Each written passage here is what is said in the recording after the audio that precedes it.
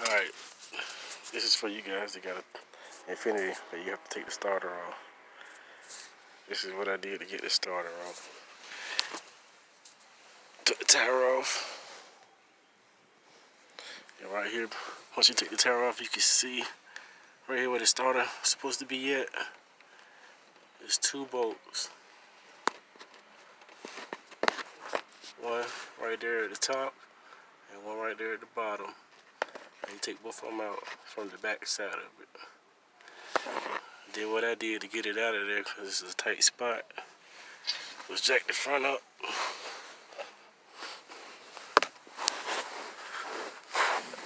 And come from the front of the vehicle. As you can see, that's the front bumper.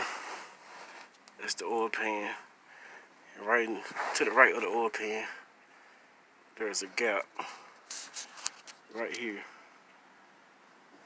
You can see you got these two lines right here in the way that you got to take that bolt out, which is 10 millimeter where I'm at, right there. And once you move these two pipes, you'll be able to get it through this gap and back there where the starter goes.